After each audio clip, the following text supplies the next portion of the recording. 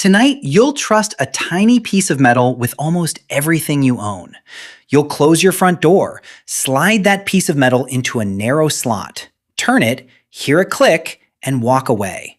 Your phone might still be inside. Your money, your family, basically your entire life, protected by something small enough to disappear between the couch cushions. Here's the uncomfortable part. Your lock cannot guarantee that nobody gets in. The door can be kicked, a window can be broken, the key can be copied.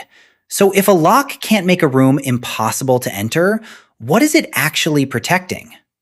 That question takes us back thousands of years, because the first recognizable key worked nothing like the one in your pocket. It didn't turn, it lifted. And hidden inside that ancient wooden lock was an idea that would eventually end up inside millions of modern front doors. But first, imagine you're living in an early farming settlement. You're not rich. You don't have gold, jewelry, or a secret room full of ancient treasure. What you have is grain, which doesn't sound exciting until you remember that grain is your family's future. It's food for the winter, seed for the next planting season, and something you can trade when you need tools or animals. Someone stealing it isn't taking a snack. They're taking months of your life. So you place the grain inside a storage room and block the door with a thick wooden bar. Simple, heavy, and extremely effective, while you're standing inside. Then one morning you need to leave. You lift the bar, open the door, and step outside. Now what? The bar is on the wrong side. You can't put it back after leaving. If you mount it outside, anyone can remove it. And if somebody has to stay behind holding the door shut, you haven't invented security, you've sacrificed Gary. What you need is a way to secure the door after everyone has left, then reopen it without breaking it. That was the real problem behind the lock.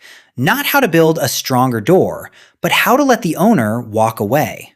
Someone eventually came up with a clever solution. Place a sliding wooden bolt inside the door, where strangers can't grab it directly. Cut several holes into the top of that bolt, then position small wooden pins above them. When the bolt slides into the locked position, gravity pulls those pins down into the holes. Now the bolt can't move. Push the door, pull the door, insult the door. Nothing happens. Those little pins are holding the entire mechanism in place. But the solution immediately creates another problem. If the bolt is hidden and the pins are blocking it, how does the owner open the door?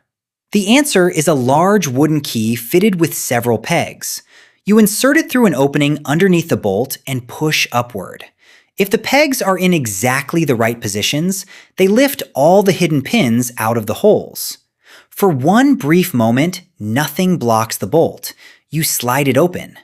That key isn't forcing the lock. It knows the lock's hidden arrangement. Its shape contains information. That may be the most important idea in the entire story. For most barriers, access depends on strength. Can you lift the stone, break the wall, move the wooden beam?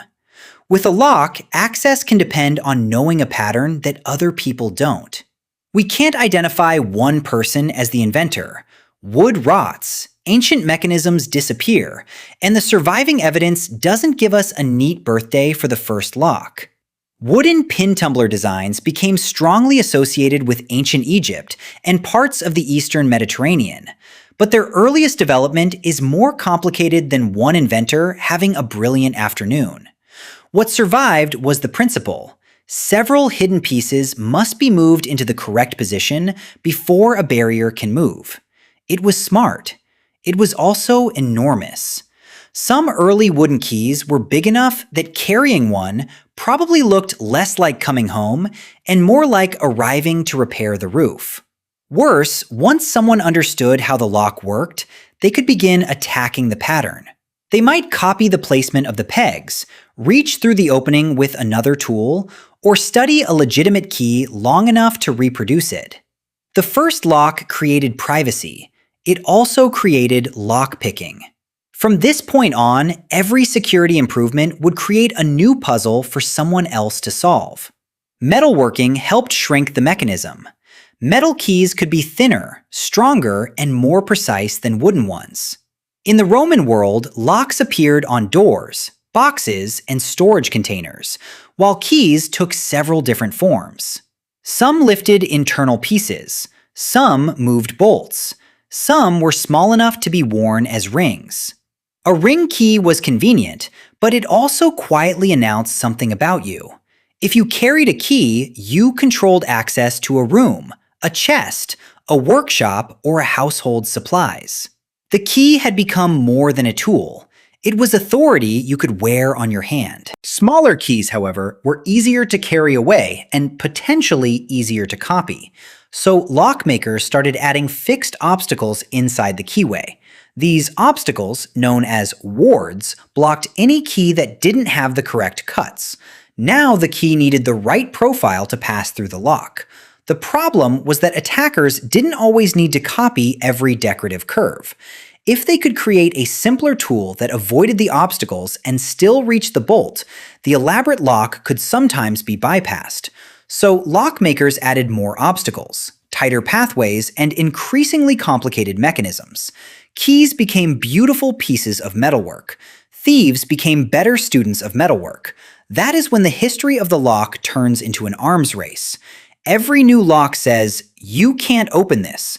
Every locksmith, thief, and unusually determined person with too much free time hears, "Would you like to try?"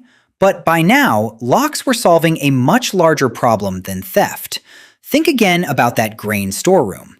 Without a lock, your property remains safe only while you or someone you trust is physically watching it. With a lock, you can leave. You can work somewhere else, trade somewhere else, sleep somewhere else. A lock transfers part of your vigilance into a machine. That is the midpoint of this story that we usually get backward.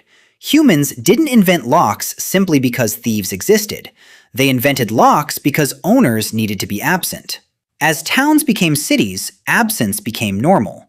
Merchants left goods in warehouses. Craftsmen left tools in workshops. Families stored food and money behind doors. Banks held property belonging to people who might be miles away. The more wealth people could store, the more valuable a reliable lock became. And the more valuable the lock became, the more prestigious it was to defeat one. In the late 18th century, English inventor Joseph Bramah introduced a lock famous for its complex internal mechanism and resistance to picking. He was confident enough to display a challenge inviting people to open it. The message was basically, "Here is the lock. Good luck embarrassing me." For years, the challenge helped build the Bramah lock's formidable reputation. Then, the Great Exhibition arrived in London in 1851. An American locksmith named Alfred Charles Hobbs took on the famous mechanism and demonstrated that it could, with enough knowledge, patience, and skill, be picked. That sounds like a failure. It wasn't. It exposed the truth behind every lock you've ever owned. Unpickable doesn't really exist. There are only locks that require different amounts of time, knowledge, equipment, and risk to defeat. Your front door lock doesn't need to survive an immortal locksmith working on it for 3 uninterrupted centuries. It needs to make entering difficult enough that most people give up, choose another target, or get noticed. A lock doesn't create certainty. It creates cost.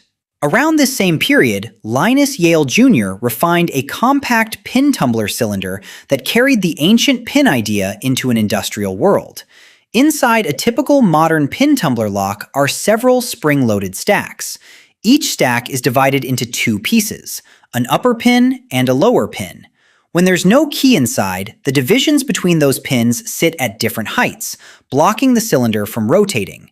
Insert the correct key, and something surprisingly precise happens. Every peak and valley cut into the key lifts one pin stack by a different amount. One stack rises a little. Another rises farther. Another barely moves. When the correct key is fully inserted, all the divisions between the pins align along one exact boundary called the shear line. Now the cylinder can turn. If one pin is even slightly too high or too low, it remains in the way and the lock stays closed.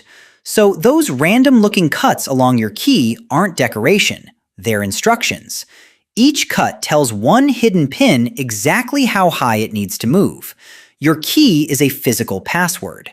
And here is the answer to the mystery we opened earlier. The mechanism inside your modern door isn't identical to the ancient wooden lock, and there isn't a simple, unbroken family tree connecting every design. But both solve the same logical puzzle. Multiple hidden pins, multiple required heights, one precise alignment that allows the barrier to move. Thousands of years of better materials, tighter tolerances, and smaller components, and your front door is still asking a version of the same question as that early grain storeroom. Do you know the pattern? Industrial production then created another problem. Locks were no longer being made one at a time for a wealthy client. Manufacturers needed thousands of affordable locks and thousands of different keys. Apartment doors, offices, hotel rooms, cabinets, factories, cars, and padlocks all needed controlled access. Some keys should open only one door. Master keys should open several. One tiny piece of metal might give a worker access to a supply room, but not the office beside it. The lock had become more than a barrier. It had become a system of permissions. Today, the metal key is slowly being replaced. We use cards, keypads, fingerprints, phone apps, and digital codes. These systems feel completely different from a wooden bolt inside an ancient door, but they're still answering the same three questions. Who are you? How can the door recognize you? And what happens if someone copies the thing that proves it? A metal key can be duplicated. A password can be stolen. A card can be cloned. A fingerprint reader can fail. A smart lock can lose power at the exact moment you're standing outside with groceries in both hands. Every solution opens another problem, which is why the lock's greatest achievement was never perfect protection. No lock can promise that. What it offers is a controlled obstacle. It forces the wrong person to spend more time, make more noise, acquire more knowledge, or leave visible damage behind. And that changes human behavior. Tonight, when you put your key into the front door, slow down for half a second. Feel the uneven edge disappear into the cylinder. Inside, several tiny pins will rise to different heights. Their boundaries will align, the cylinder will turn, and the bolt will slide into place. Then you'll walk away without hiring a guard, hiding your belongings, or sacrificing Gary. You'll simply trust the click. Because the first lock didn't just protect grain, tools, or money. It gave people the ability to leave something valuable behind and reasonably expect it to remain there.